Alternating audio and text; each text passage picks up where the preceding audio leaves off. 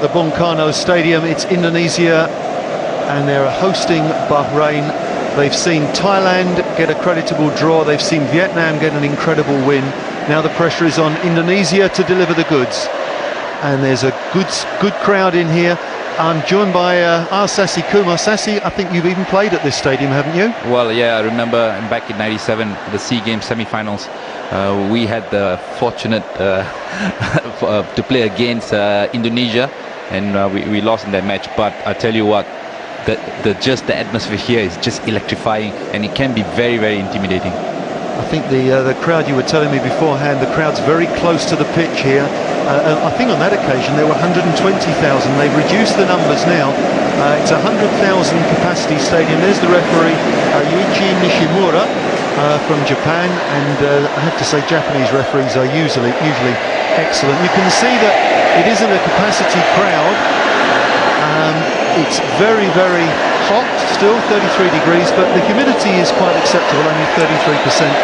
And in some ways it's the humidity that really takes it out of people. And it's our first look at Milan Majala, the Czech coach for Bahrain, and probably in that part of the world just about the most experienced coach that we could find. Absolutely, he's been around in the Gulf region for a long, long time, and he knows the sort of football they play, and that's why a lot of clubs and countries tend to go with him, because he understands the culture and probably gets the best out of the players as well. Well, interestingly, both of the coaches are East European, but both know their regions extremely well. Ivan Koliev, the Bulgarian-born coach, looks a very spry 49, I have to say, who has been in Indonesia a long time. He's fluent in Bahasa Indonesian, has coached both the national team previously. In fact, in the last Asia Cup he was the coach, on his way out because Peter Wid was going to replace him. But he's also coached in club football in Indonesia, so he knows the philosophy, he knows the ethos, he knows the players, he knows the place, and he knows the pressure he's under to get a result tonight. So we're underway, Indonesia against Bahrain. Bahrain, certainly none of that slow, patient build-up that we were looking at in last night's game between Japan and Qatar. That's surely the first foul of the game. You're right, Jamie. Just looking at the pace, it's been really fast and furious in the first 30, 40 seconds of this game. But both teams have to be very careful, especially Bahrain playing in this heat. Can take a lot of energy out of you, especially in the second half. He was only naturalised at the beginning of this year, so he qualifies for the team. Go for the direct shot, and no problems there for Yandru Pitoy. Why not? I say, just test the keeper nice and early. You can see that the smile on the face of the player there, number 7, Mohamed Wadai. Just trying to catch the keeper on the front post there. Marvellous performance to finish fourth, given that they have no tradition in this tournament. Oh, that could be a penalty. And the referee, Yuichi Nishimura, didn't give it. My first impression there was contact, Sassi. Yeah, absolutely. From where we are standing, and just have a look at it once again there. That's the fullback there, Abdullah Omar, just do ever so well. Nice little piece of skill coming forward, but Bahrain very strong in the challenge, and a bit too strong for the liking of Mr. Nishimura.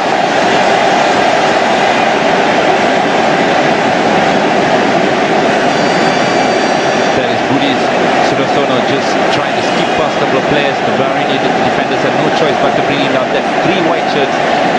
Punyaro's not going to have a go. It's Sudarsono. The crowd liked it, but really no problems for Abdul Rahman in goal. Well, that's never going to trouble Abdul Rahman. After all that discussion and all that meeting, Jamie, that was a little bit disappointing. Straight at the keeper, that's not going to hurt him. In fact, Abdul Rahman will be quite... I think there he needed to get his toe down and drive through the ball. Now, good little run and a decent cross to the far post, but it's well cleared in the end. Very good play by Budi Sudarsono there on the left flank. Just gets past his marker and puts in a very, very deep cross. And we know Bambang Pamungkas, he's quite good in the air, even though he's just a tiny striker, but he's good in the air. He's got a good spring on him. And where the big defenders can get it away, but comes to nothing on this occasion. Good feet. Little nick through, and here's a half chance. But quickly the chance is closed down. Mazou getting the ball away. Well, just a couple of players that just getting in the way, Jamie. A lack of communication there, because there was a great opportunity for Indonesia to get into the box and put a shot in actually. Not qualifying for the semi-finals is just not good enough.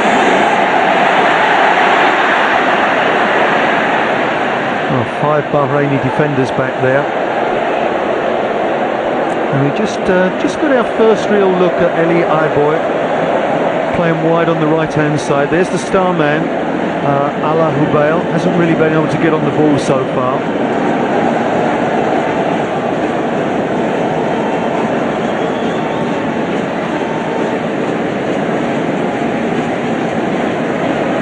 Since he came to prominence, Ala Hubail has had injury troubles. Now here's a chance. Is that offside?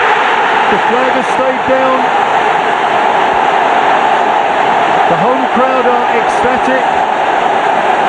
Abdullah Mazou is mortified, and it's 1-0 to Indonesia. Well, that's superb play by Indonesia, especially in midfield. They worked hard, got the ball back, and this man there, Budi Sudarsono, that's Bambang Pamungkas, it's Astaman Paniero, the skipper, just threads the ball through, and Budi Sudarsono, who's been lively in the first 15-20 minutes, just locked the ball, going forward. The 1-0 lead for Indonesia. What a great start to Indonesia. And what a superb goal. The skipper getting that ball to perfection. Actually, the linesman got it right. He was level with the last man. And Budi Sudarsono, who scored a couple of crucial goals in club football this season. What a great goal for him to score. And what a result we have on our hands at the moment. Indonesia 1, Bahrain 0. Well, it still continues. All the Southeast Asian sides doing really, really well against big sides. Figure there, the number 17 we just saw was Hussein Baba. Hussein Baba, a solid defender, loads of experience. The heart of his Bahrain defence. Quite evident that the Indonesians have made good progress down both flanks in their first half. Mohamed Ridwan quite prepared to get forward and support. Jamie, in my opinion, he is Eli Aiboy. He's got a lot of pace and he's quite good on the ball as well. And when he gets into a good position, he can put in some telling crosses. So they really need to get him on the ball. It's an air shot initially from JC, who is big and strapping, but a little bit short on the skill, one would have said. Decent ball in the near post, it's not defended, and what a terrible goal to give away. And just as Indonesia were going so very well, up pops Said Mahmoud to get the equaliser from a nothing sort of ball in, poorly defended on the near post.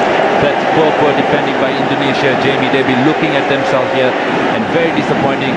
Just started off with this, almost looked like a routine clear out there. In fact, they're losing out to the Bahraini player, but it then falls to a couple of players in the box. No one clears it, and up pops Mahmoud Wadai, which is clearly Ivan Kolev seeing some weaknesses in his team, and he wants to rectify that before they concede another goal.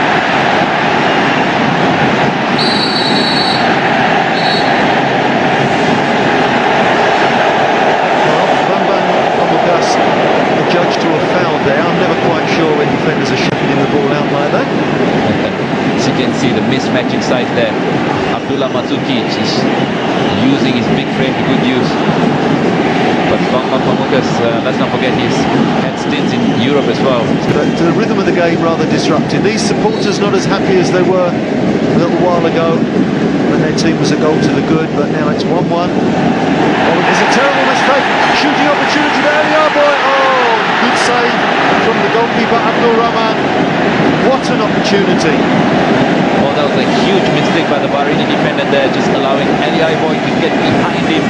But a little bit disappointing. Eli Aiboy, he knows he's much better than that. Doesn't get a clean shot on that one. We get a chance to look at it once again, just before the stroke of half time. Well, this could be a goal just before half time, and it's deflected away by the keeper's feet. The chance not gone yet, and in the end, Yandri Pitoy just happy to grab the ball from the air. A lot of hard running by JC, open the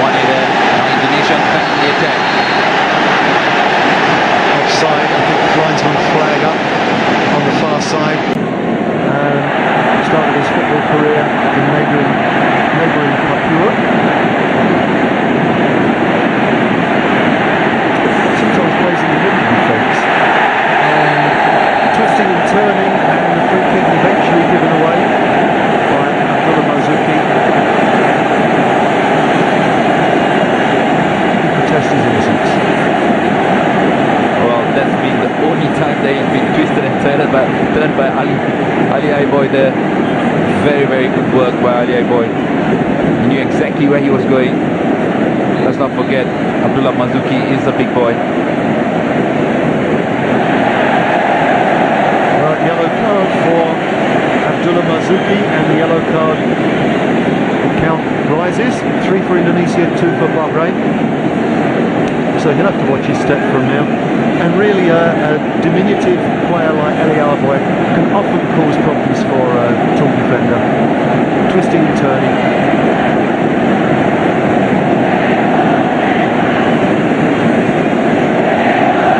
Those two getting friendly there, Budi Sudarsono and alongside him Abdullah Omar.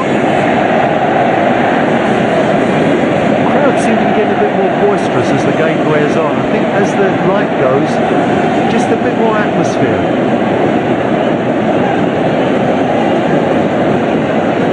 Shamsul Bakri. Oh, and that's a chance. And it was Ricardo Salampesi. Good ball chipped in, coming in from Firman Utina. That's not bad, Jamie. Just look at that free kick there. Salampisi just climbing high enough. Great ball delivered into a very dangerous area. Salampisi not just failing to just keep it down. Just needed to get on top of that one, but encouraging signs again.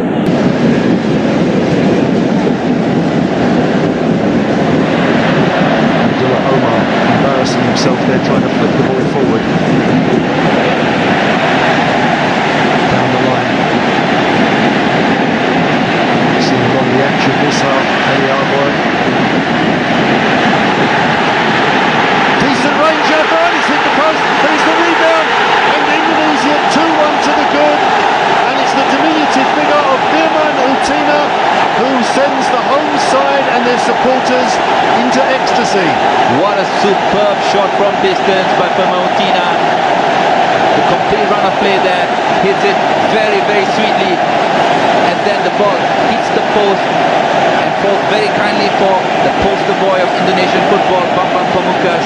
He makes no mistakes from 5 yards out.